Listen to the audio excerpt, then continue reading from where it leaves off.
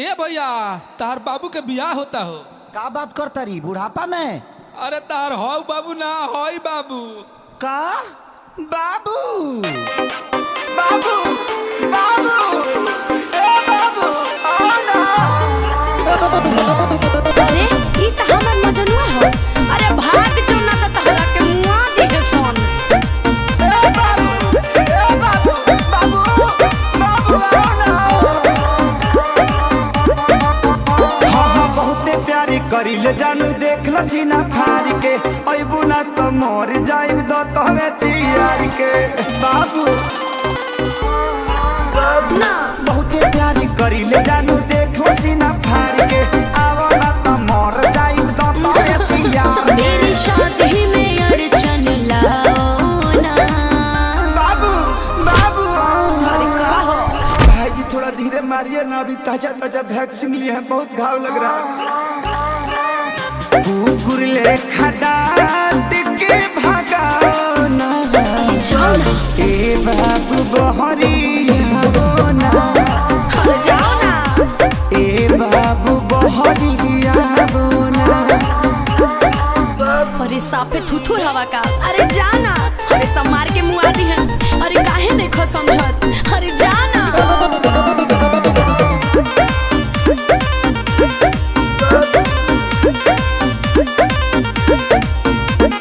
Facebook पर देखनी ह शादी के क्लिप के लव के ते धो दे हली गोबर से लीप के बाबू।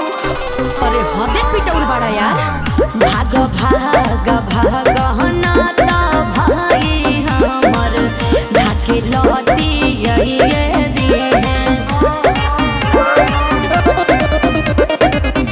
बड़े खिसियाई ललूर हलो गड़ धके तोहके बनाइए दिए बुझे। देखो माथा मेरा गरम होना। हे बाबू आओ ना। बक भाई से अपना हूँ कवाओ ना। ए बाबू बहरिया ना। ए बाबू बहरिया ना। साफे समझाओ तो नहीं अब की बार हाथ गोड़ कपार सब टूट जाए। अरे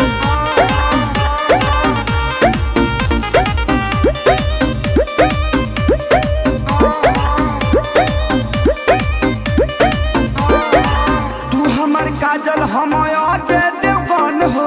बानरिया सा दुल्हा कैसे कहिलू पसन हो। हमरे पूरी बन के मारत रस बाबू। कमी कुछ नहीं खे बस तहनी मनी तोहरा से खरिया बाड़े बड़े बेरोजगार ना विवेक सुना दुल्हा नो करिया बड़े। अब समझ में आई रखे सारे विशाल घर जाओ ना। अरे जाओ। आओ ना आओ ना। ए बाबू आओ ना। भाई से अपना हूँ कवाओ ना। जाना। ए बाबू बहरिया ना। ए बाबू बहरिया ना। बाबू बाबू आओ ना। जाओ ना। आओ ना। जाओ ना। आओ ना। अरे मर जाइबे रे मजनुआ। भाग जो। ए पंकज जी गड़िया लेके आई ना।